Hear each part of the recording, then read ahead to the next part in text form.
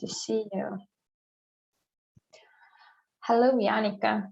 Nice to see you, and great to speak to you about migraine at workplace.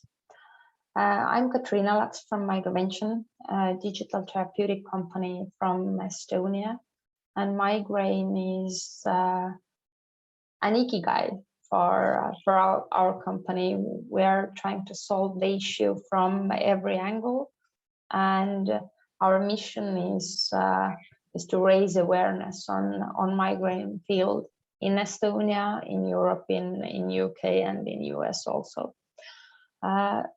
Jaanika, it's really nice to see you again. We have been talking about migraine and occupational health on several occasions. You have extensive background on that field. I give the floor to you to make a short introduction for yourself. Yeah, hi from my side as well. It's happy to be here. Of course, the topic is not that happy, but it's an important one. And yeah, like my background is, as Katrina mentioned, is occupational health and safety. And for over 10 years, I have been working in this industry. And yeah, right now I'm actually we are developing a platform for managing occupational health and safety processes. And actually the aim is, or the mission that we have is that to kind of decrease the bureaucracy load that the health and safety people have, just for that reason, that they have more time to actually kind of work towards kind of like a more safe and healthy kind of workplace or the work surroundings and so on. And to also work with employees that, for example, have migraine. And then I think it's like really important to kind of pay attention kind of on the triggers and so on. So that means that the health and safety specialist needs to be actually in the workplace and then prevent those kind of triggers and so on. So again, happy to be here and happy to talk about this important topic. Thank you so much, Jaanika. Why is migraine at workplaces so important is actually the fact that most people or the highest part of the population affected by migraine is the people in working age.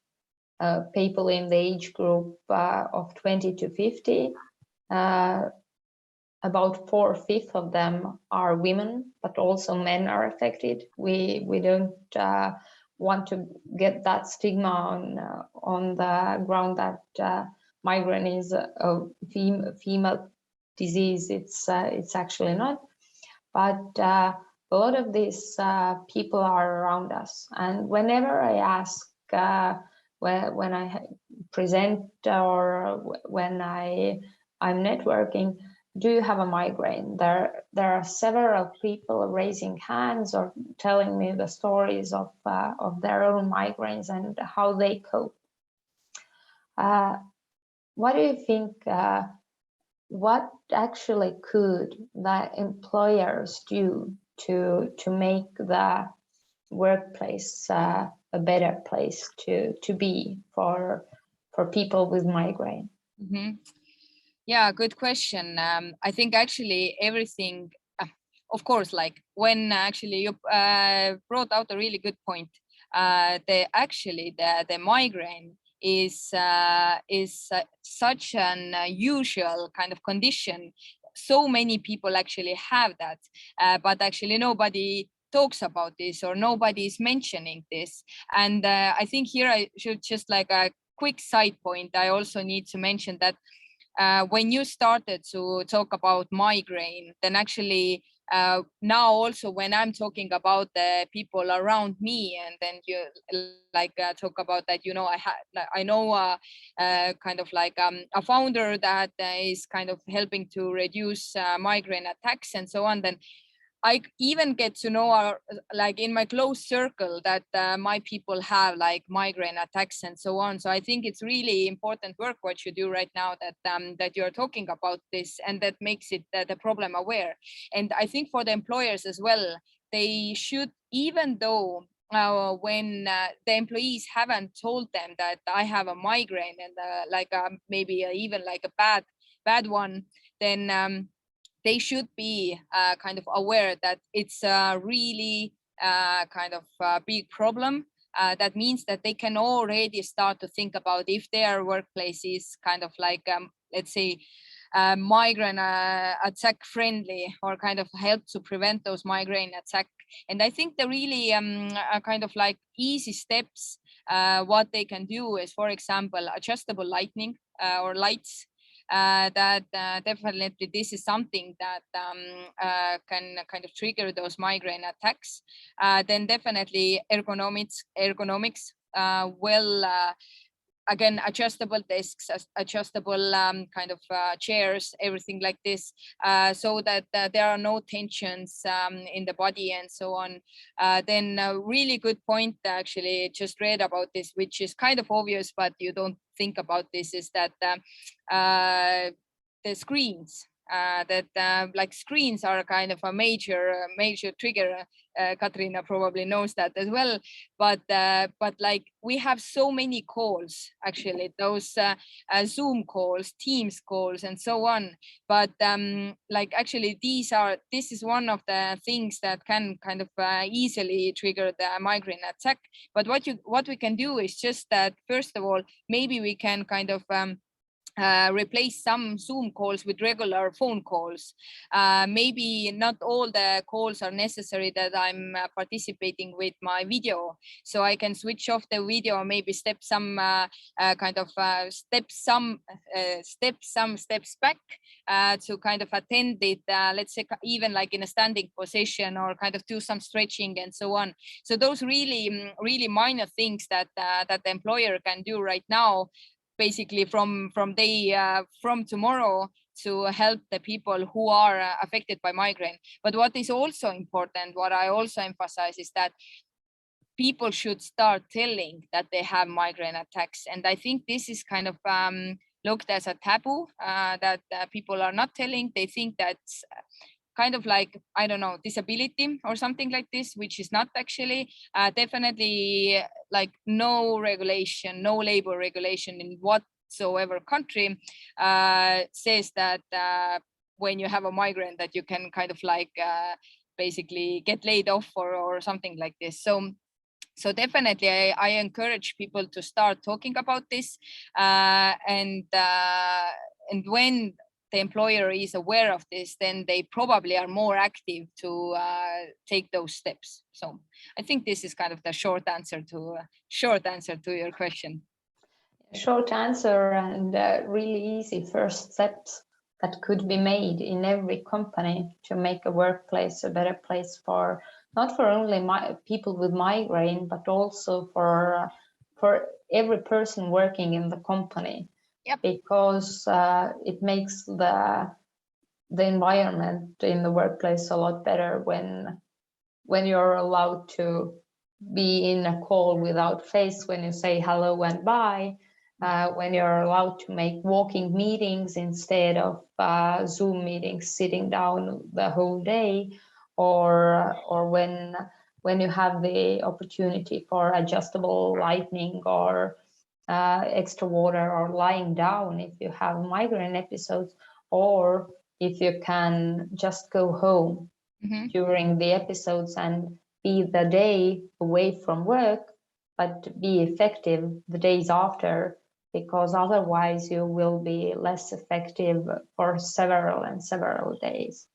Yeah, and actually that's a good point also that you made, that I can't exactly remember like how this was put in exact words, but there was something that basically, like, because of migraine, there is kind of like 87% of presenteeism in workplaces, which means that they are there, but they are not kind of productive or delivering any results. So yeah, like I agree fully that kind of instead of them keeping there and kind of hoping that they do something, better let them go home, rest for 1 day, 2 days, and then they come back and they will deliver the results.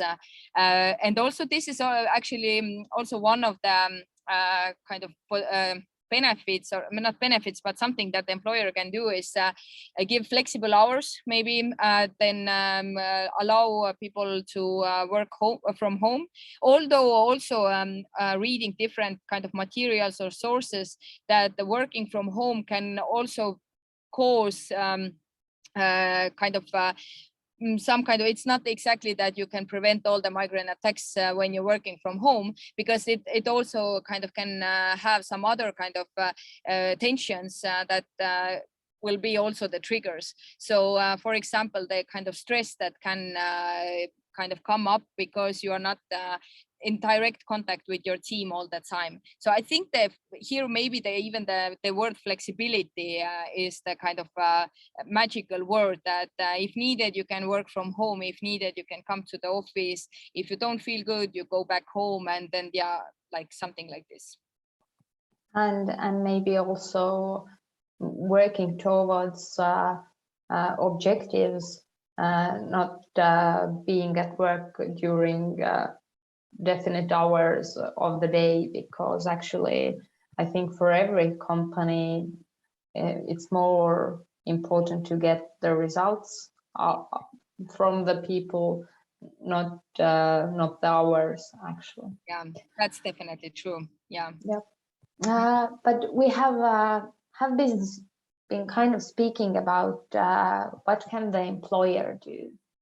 But there are different parts in that game, and it kind of all starts from the human being herself or himself who has the migraine. What can the people with migraine do when they're, for example, working in not an office, but maybe a more different company, maybe construction or something else? Yeah, that's definitely a good question again, and it's a tricky one. Like in general, definitely migraine is not something that should be a barrier to start working in whatever company or whatever industry even. But you definitely, you as an individual should be aware what are your triggers, and if the triggers are like strongly related to the like work environment and you can't actually minimize them, then I think then you should definitely consider changing the work that you are doing. Like just as a kind of bringing an example, when there is like you can't kind of bear the excessive light or something like this, then probably this and you're working in let's say in a factory, whereas, or like I think a really good example is electronic components factories where the light is really strong, and it has to be strong because it's like for the quality it is important. So when this is always like triggering your migraine attacks, then you definitely should consider to change the working place, for example. But in general, I think like fortunately or like luckily, I don't have any migraine attacks. I'm lucky in this that I haven't experienced that much, but I had kind of like employees that when I was the health and safety specialist, employees who have kind of experienced the kind of migraine attacks. And I think everything comes down to the healthy habits, like healthy life habits, that you sleep well, you eat well, you move, you are active, and of course that you don't have a lot of stress and so on. So you should be kind of live a balanced life, and you need to try to keep that or maintain that also during your kind of working hours. And now actually when you are in the office, it's easy, you are kind of like managing your own time. But for example, when you work in manufacturing or construction or something like this, then you probably are not so kind of free on managing the time when you will go for a walk, when you can drink water, and so on. And therefore, I think it's especially important that, for example, that your line manager knows that you have migraine, for example, and it's important for you to maybe take more breaks, to drink more water, to fill the water bottle all the time when it's needed, to I don't know, step away from your kind of like line, or kind of the production area when you feel that the attack is kind of like coming. So basically it requires, again, the communication between you and your line manager, for example, or your direct manager.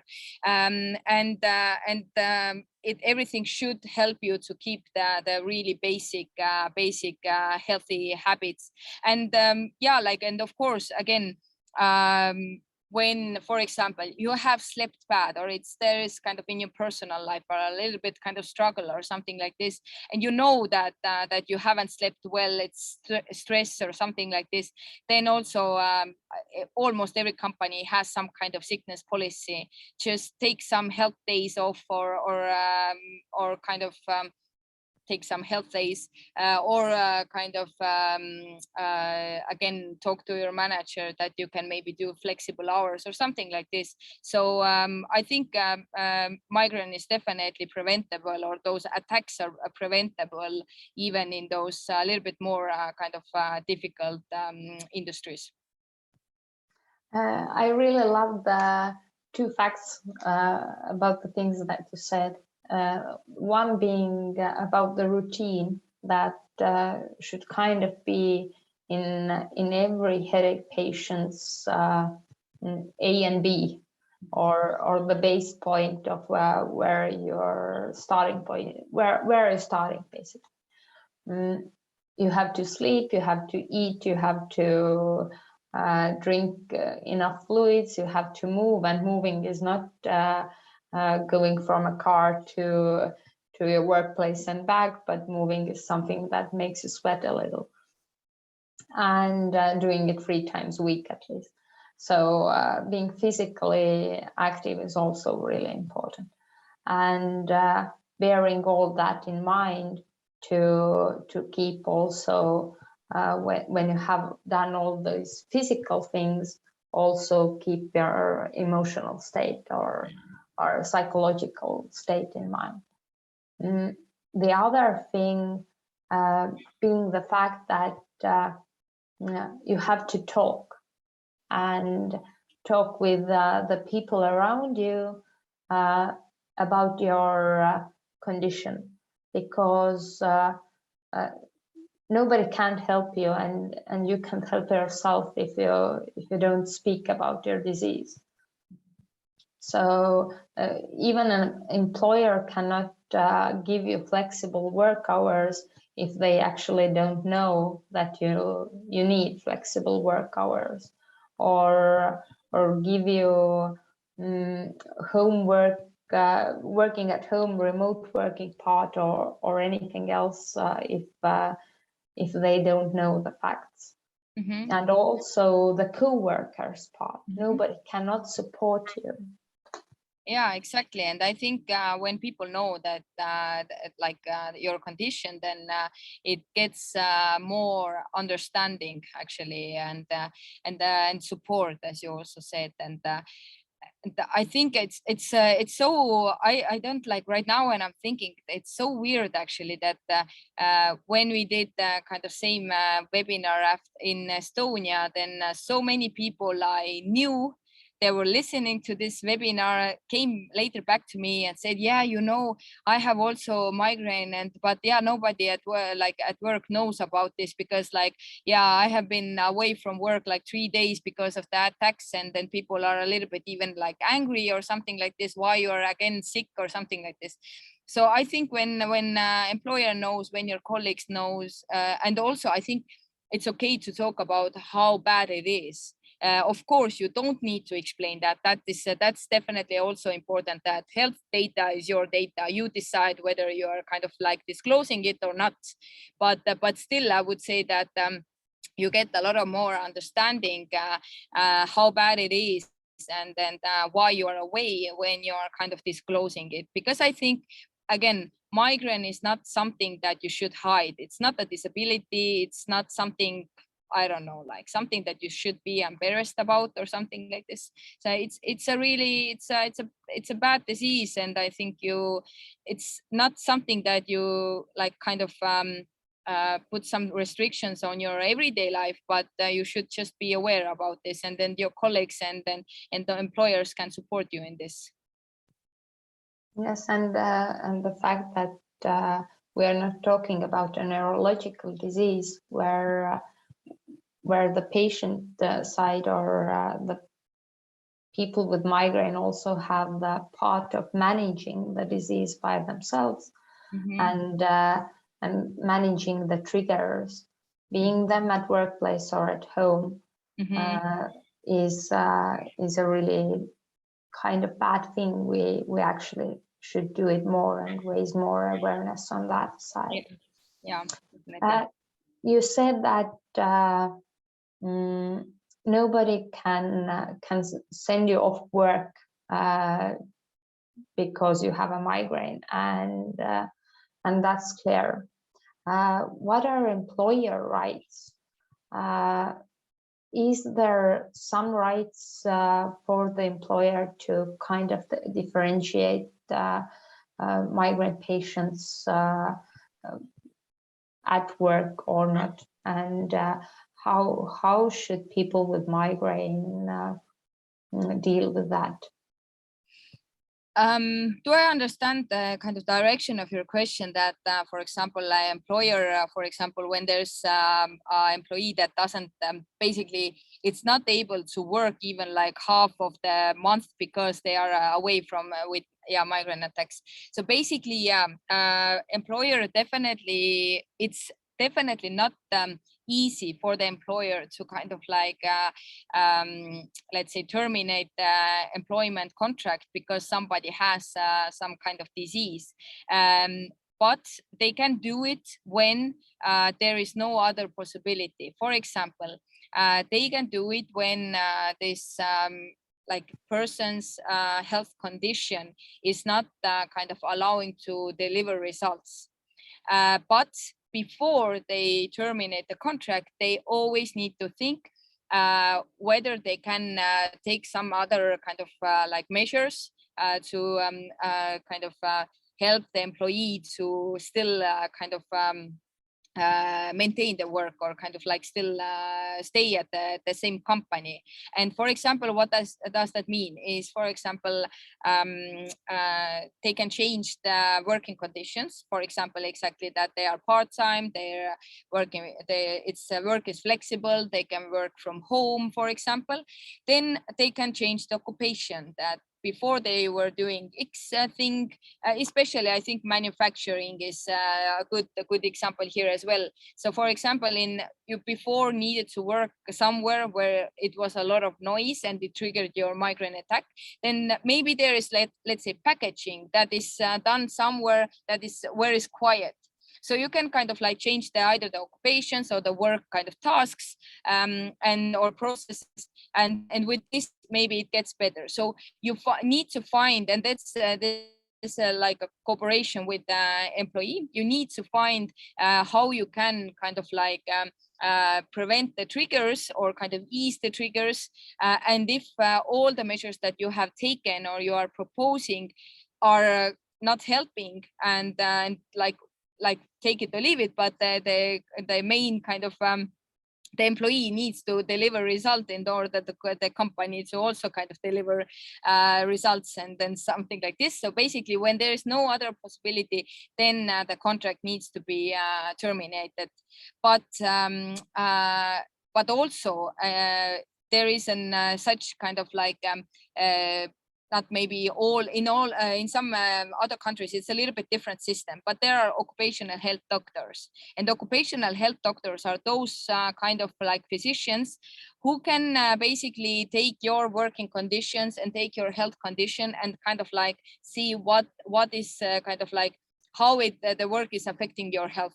And maybe they also, I'm definitely encouraging to talk to those doctors, because they can maybe also advise you what to change in the working place, so you can still maintain the work. And so, or they say that basically directly that, yeah, sorry, I think you need to look for something else. And here I also emphasize that I know for so many people, it's probably a really kind of like sensitive topic that I just should kind of like leave the company, or kind of just leave the job, and then what are the consequences. But I'm always saying that yes, you can still continue working in a place where it's like always has always an effect or impacts your health in a bad way. Then you probably will not last there for too long, and you are forced to leave the company, because you then maybe even have some kind of disability or partial disability or something like this. So therefore it's also a prevention method to leave the job that is currently affecting your health too much, and maybe find something that is a little bit more kind of relevant for your health condition. And it's always like a really tough choice, but I think it's necessary when it's necessary. Yes, and I really do agree with you. And I think there are different support systems in different countries for patients to find either the best working place in the company or in other companies due to their condition. But actually, we all have one life and one health to handle. So we are the masters to keep it. Yep. Are there any standards at workplace that should be kept, or is it a field that's uncovered at the moment? You mean in terms of migration? Migrevention, yeah, but Migrevention, migraine. Migraine. I'm talking about Migrevention all the time. Yeah, and also I mixed the words. So yeah, migraine. No, I haven't heard any like kind of like specific standards or something like this. And again, I think it probably depends on the country, but again, so like even when you are looking for some kind of like, let's say, reading materials or something like this, like there is so little material to read, and so much even like not enough case studies or something like this. So I would say that migraine topic in the workplace is still in the baby shoes, like we say in Estonian. Basically, I think there's a lot to improve.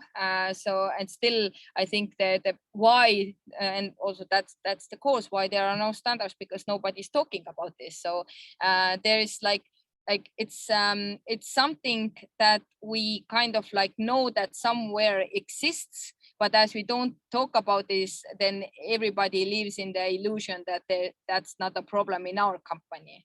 So this is definitely this kind of standard, or kind of like creating like such standard. I think that's an untouched field, and Migrevention can definitely start developing something like this.